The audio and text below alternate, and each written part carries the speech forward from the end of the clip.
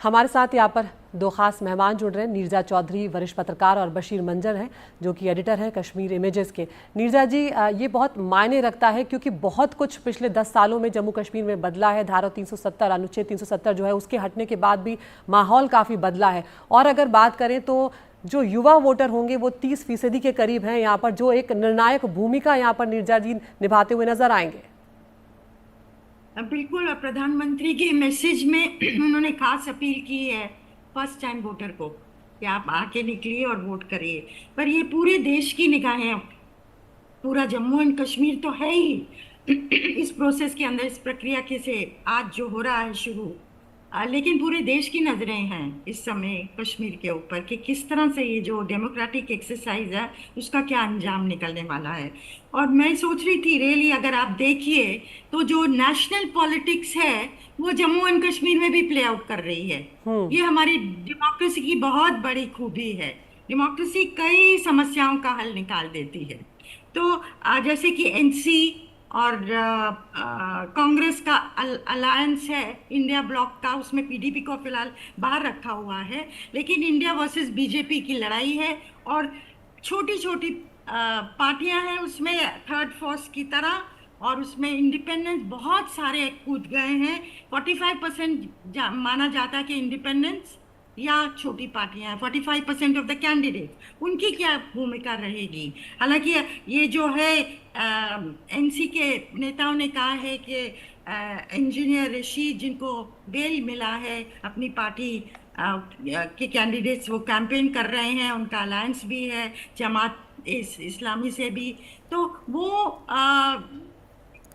क्या proxy candidate हैं BJP के, जैसे कि एनसी और कांग्रेस के लोग कह रहे हैं, या फिर वो उनकी अपनी अलग से पॉलिटिक्स होने वाली है। आपको मालूम है कि लोकसभा इलेक्शंस में वो जेल में थे और जेल से उन्होंने बहुत शानदार जीत हासिल की थी।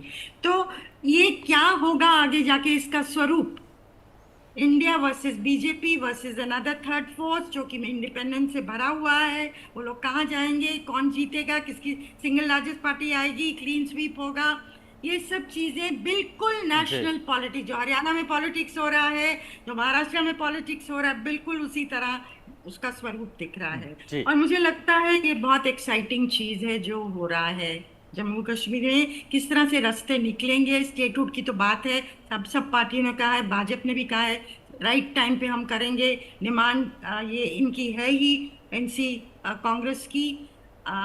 तो ये देखने लायक होगा ये चुनाव क्या चीजें थ्रो अप करती है। बिल्कुल, देखिए राष्ट्रीय मुद्दे जम्मू कश्मीर के चुनाव में हावी होते हुए दिख रहे हैं। नीरजा जी इस बात को बता रही हैं। बशीर मंजर एडिटर कश्मीर इमेजेस के हमारे साथ जुड़े हुए हैं। बशीर जी, क्या राष्ट्रीय मुद्दों पर ही जम्मू कश्मीर में चुनाव दिख रहे हैं या कोई स्थानीय मुद्दे भी हावी हो रहे हैं? और इसके साथ ही जो इंडिपेंडेंट्स बड़ी संख्या में लड़ रहे हैं उनका कितना असर है, वो किस बड़े दल को ज्यादा फायदा और नुकसान पहुंचाते दिख रहे हैं?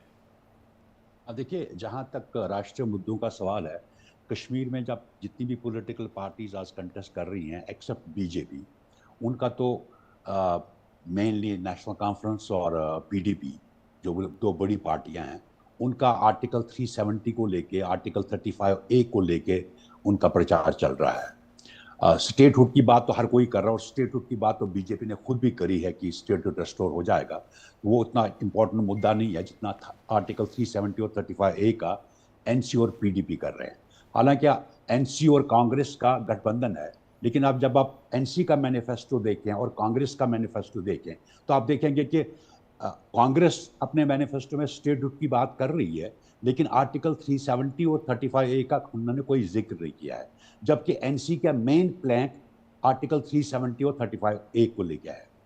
तो जहां तक बाकी पार्टियों का ताल्लुक है, जो अभी नीरजा जी कह रही थी कि इंडिपेंडेंट्स आ गए हैं या रशीद इंजीनियर या जमात इस्लामी, इसने इलेक्शन सीन को बड़ा इंटरेस्टिंग बना दिया है। एनसी क्या कह रही है, पीडीपी क्या कह रही है, कांग्रेस क्या कह रही है, लेकिन सच ये है कि रशीद इंजीनियर ने लोकसभा इलेक्शन बहुत ही अच्छे वोटों से जीता, उमर अब्दुल्ला को हराया, सजाद मोम को हराया।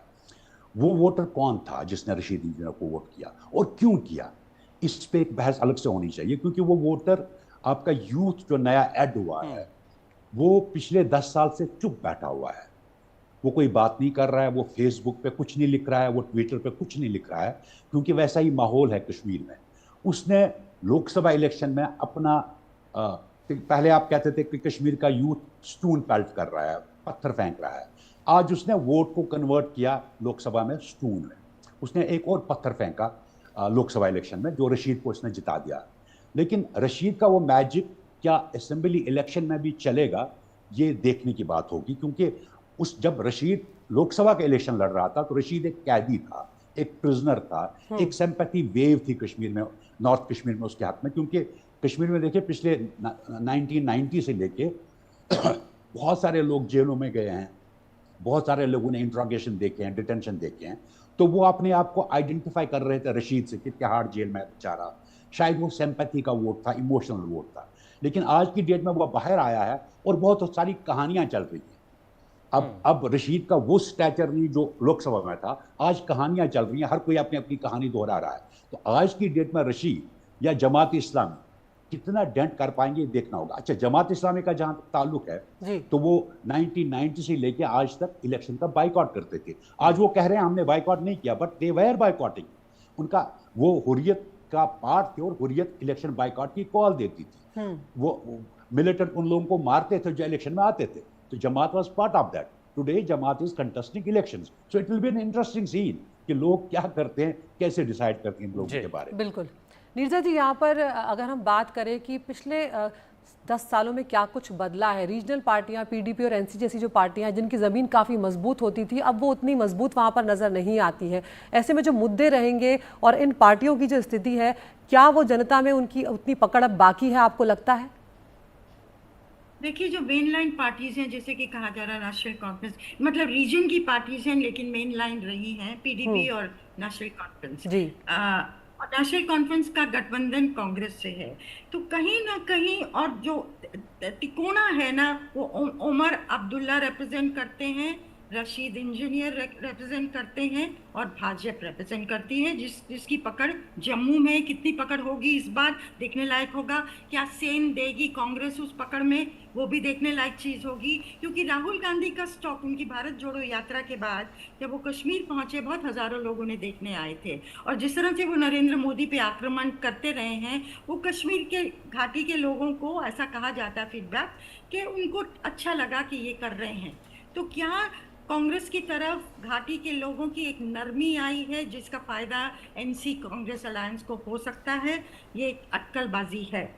या फिर जैसा कि अभी कहा कि रशीद इंजीनियर, जिस तरह से सहानुभूति उनके प्रति थी लोकसभा इलेक्शन में, जिसकी वजह से वो जीते, क्या वो सहानुभूति कायम है या कुछ शक आ गया है कि आगे जाके ये भाजपा के साथ हाथ मिला सकते हैं? जैसे कहते हैं ना अंग्रेजी में, द वाटर्स हैव बीन मडीड।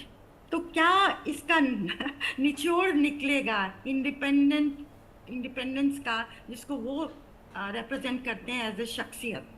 तो मुझे लगता है कि जो भी निकलेगा, जो भी जीतेगा, वो सिकंदर होगा। पर डेमोक्रेसी की वजह से अगर कश्मीर के लोगों की अपनी सरकार वहाँ बैठती है, जो कोई निर्णय लेती है उनके बिहाफ पे और उनकी समस्याओं का निदान करती है, तो एक बहुत बड़ा कदम होगा आगे के लिए। बिल्कुल, नीरजा जी कह रही हैं कि डेमोक्रेसी के लिए बहुत अच्छा है जो ये चुनाव चल रहा है और तमाम लोग अपने नेता को चुनेंगे इस चुनाव में, अपने विधायकों को चुनेंगे। यहाँ पर बशीर जी लगातार हमारे साथ बने हुए। बशीर जी, अगर हम मतदान प्रतिशत की बात करें, हमने लोकसभा का चुनाव देखा, उसमें रिकॉर्ड वोटिंग हुई है। कश्मीर की जनता, जम्मू की जनता घरों से बाहर निकली और इस विधानसभा चुनाव में क्या वही उत्साह दिख रहा है? उसी रिकॉर्ड को बरकरार करने के लिए या उस रिकॉर्ड को तोड़ने के लिए जनता घरों से निकल रही है? देखिए, जहां तक इलेक्शन कैंपेनिंग का ताल्लुक है, जब कैंपेनिंग चल रही थी फर्स्ट फेज की, तो हमने देखा कि बहुत लोग बाहर आ रहे हैं।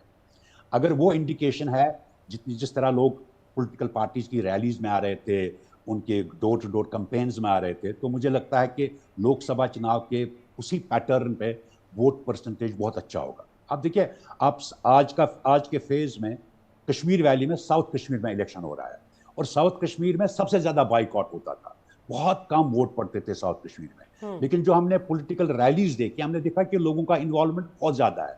सो उसको अभी फिगर्स तो आए नहीं है कि अभी तक कितना परसेंटेज हुआ है वोट, मैंने देखा नहीं अभी तक, लेकिन मुझे लग रहा है कि लोकसभा के पैटर्न पे ही वोट पोलिंग बहुत अच्छी होने वाली है तीनों फेजों में। मेरा तो ये मानना है, क्योंकि देखिए 10 साल से इलेक्शन नहीं हुआ है। आपने लोकसभा में देखा कि जैसे ही इलेक्शन का बिगुल बजा तो लोग सड़कों पे आ गए, क्योंकि लोग वो क्या कहते हैं उसको, they wanted to just say something. लोग कुछ कहना चाहते हैं, कुछ बोलना चाहते हैं। 10 साल से कुछ बोल नहीं पाए हैं, तो जब इलेक्शन का बिगुल बजा लोकसभा का तो वो निकल आए। उनने क्या बोला वो अलग बात है, लेकिन वो बोलने के लिए बाहर आ गए। आज तो उनका अपना लोकल असेंबली, क्योंकि पार्लियामेंट में उतना ज़्यादा वो नहीं होता है, लोगों का कंसर्न नहीं होता है। हम कश्मीर वैली से 3 एमपीज जाते हैं और सबको पता है वो 3 एमपीज लोकसभा में जाके क्या कर सकते हैं, कुछ नहीं कर सकते हैं। पूरे मुल्क की सियासत पर उनका कोई असर नहीं हो सकता है। लेकिन जब असेंबली का इलेक्शन होता है तो आपका हर एक बंदे का कंसर्न होता है, छोटी सी जगह है, हर बंदे का कंसर्न होता है। तो मुझे लगता है कि परसेंटेज बढ़ेगी अब की बार। तो देखिए मतदान प्रतिशत बढ़ेगा आदित्य, ऐसा मानना है बशीर जी का। बिल्कुल बशीर जी, यहाँ पर ये भी मैं समझना चाहूँगी, आप लंबे वक्त से कश्मीर को नज़दीक से देख रहे हैं। जम्मू में हम देखते रहे हैं कि बीजेपी जो है उसका पलड़ा भारी रहता है, उसकी ज़मीन वहाँ पर ज़्यादा अच्छी मजबूत है, और कश्मीर में वो स्थिति नहीं है। लेकिन क्या अनुच्छेद 370 के बाद ये तस्वीर कुछ बदली है वहाँ पर, या बहुत ज़्यादा बदलाव आप नहीं देखते हैं?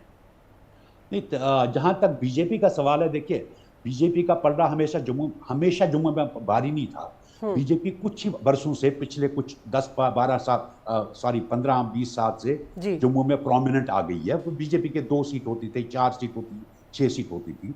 2014 में बीजेपी ने अच्छा स्कोर किया जम्मू में। That was Modi effect, not कोई स्टेट की बीजेपी का उतना चमत्कार नहीं था, यह मोदी इफेक्ट था। आज की डेट में मुझे लगता है जम्मू में भी बीजेपी का उतना अच्छा हाल नहीं है जितना वो प्रोजेक्ट करना चाहते हैं।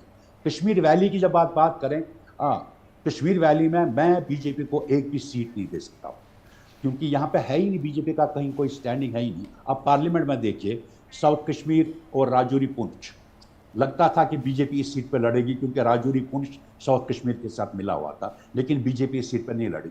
बीजेपी ने अपनी पार्टी का सपोर्ट किया और अपनी पार्टी बहुत ही कम वोट ले सकी। और पर्टिकुलर अगर आप देखें, आप जम्मू और राजौरी और पुंछ की जितनी सेगमेंट्स थे उसमें एनसी तो मेरे ख्याल में 2 लाख के करीब वोट ले गया, और अपनी पार्टी विद बीजेपी सपोर्ट सिर्फ 92 और 93,000 वोट। सो वही मैं कह रहा हूँ कि वैली में बीजेपी का कुछ वैसा कोई बदलाव नहीं आया है। बीजेपी वही है जहाँ थी। हाँ, जम्मू में उनका ऊपर नीचे हो सकता है। पिछली बार उन्हें आई थिंक कितना 25 सीट्स ली थी जी। तो आज की डेट में मुझे लग रहा है कि नहीं, शायद थोड़ा ग्राफ कम हो जाएगा, क्योंकि एनसी और कांग्रेस का गठबंधन है जी। नीरजा जी, एक सवाल और है यहाँ पर, क्योंकि जम्मू कश्मीर में चुनाव हो रहे हैं, बड़ी संख्या में लोग घरों से निकल रहे हैं, और ये उन लोगों पर भी एक तरह से तमाचा है जो पाकिस्तान जैसे लोग हैं, जो बार बार कहते थे कि धारा 370 को हटाने को जम्मू कश्मीर की जनता स्वीकार नहीं कर रही है। और अब ये तस्वीर दिखा रही है कि जम्मू कश्मीर की जनता ने धारा 370 को हटाए जाने के फैसले को स्वीकार किया है, लोकसभा में मतदान किया, विधानसभा में बड़ी संख्या में निकल रहे हैं, वोटिंग परसेंटेज हाई रहने की संभावना है। तो ऐसे लोगों को भी करारा जवाब जम्मू कश्मीर की जनता दे रही है। देखिए कितना घाटी के लोगों ने एक्चुअली दिल से इसको एक्सेप्ट किया है। 370 का जाना वो एक सवाल है, लेकिन उसके बावजूद जैसा कि अभी कह रहे थे कि साउथ कश्मीर में भी जो कि जिसकी टेंडेंसी थी बॉयकॉट करने की, वहाँ भी लोग उमड़ के आ रहे हैं, क्योंकि उन्होंने तय कर लिया कि अपनी आवाज़ बुलंद करनी है तो ये तरीका है। चुनाव एक तरीका है, असेंबली में घुसना एक तरीका है अपनी आवाज़ बुलंद करने का, बॉयकॉट एक तरीका नहीं है। तो ये अपने में बहुत बड़ी उपलब्धि है, मैं मानती हूँ। और जैसे कुलगाम जैसी कॉन्स्टिट्यूंसी में, जहाँ मिस्टर तारिगामी जो सीपीएम के नेता हैं, बहुत फेमस नेता हैं, 4 बार एमएलए ले चुके हैं, आज अब उनके सामने बहुत मजबूत इंडिपेंडेंट खड़े हुए हैं। तो ये भी एक बहुत इंटरेस्टिंग फिनोमेनन है। वो एनसी कांग्रेस अलायंस का हिस्सा हैं, बैक्ड हैं उनके द्वारा। तो ये देखना होगा ना कि अब इंडिपेंडेंस का रोल सबसे इम्पोर्टेंट रोल होगा, मुझे लगता है इस चुनाव में उतना ही इम्पोर्टेंट जितना कि एनसी कांग्रेस अलायंस का होगा। और भाजपा, अगर ये सही है कि जम्मू में पिछली बार 25 सीटें आई थी और 28 सीटें महबूबा मुफ्ती की पीडीपी की थी, तो उनके साथ सरकार बनाई थी, लेकिन इस बार क्या 25 पे कायम रहेगी भाजपा? अगर कांग्रेस का भी रिवाइवल हो रहा है और एनसी के साथ उनका अलायंस है। इसलिए मैंने शुरू में कहा था ये नेशनल मुद्दे इतने नहीं हैं, नेशनल पॉलिटिक्स की तरह वहां भी पॉलिटिक्स प्ले आउट कर रहा है। तो बिल्कुल।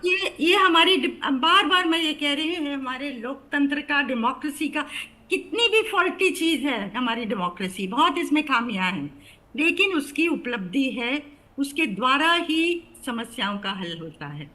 बिल्कुल, और इसी वजह से हम देख रहे हैं कि जनता जो है वो उमड़ कर आ रही है। 10 सालों के बाद उन्हें एक बार फिर से मतदान का अधिकार जो है उसका इस्तेमाल करने का मौका मिला है। और सिर्फ निर्दलियों की बात नहीं है, निर्दलीय पहले भी जम्मू कश्मीर में बड़ी तादाद में चुनाव लड़ते रहे, लेकिन इस बार खास ये भी है विशाल कि निर्दलीय जो हैं उसमें वो लोग भी हैं जो आतंकवाद से पीड़ित हैं और वो लोग भी हैं जिनके ऊपर आतंकवाद का इल्ज़ाम है। तो देखना होगा कि जनता जो है वो किसे चुनती है और जनता के मन में क्या कुछ है। आप दोनों मेहमानों का बहुत बहुत शुक्रिया हमसे जुड़ने के लिए।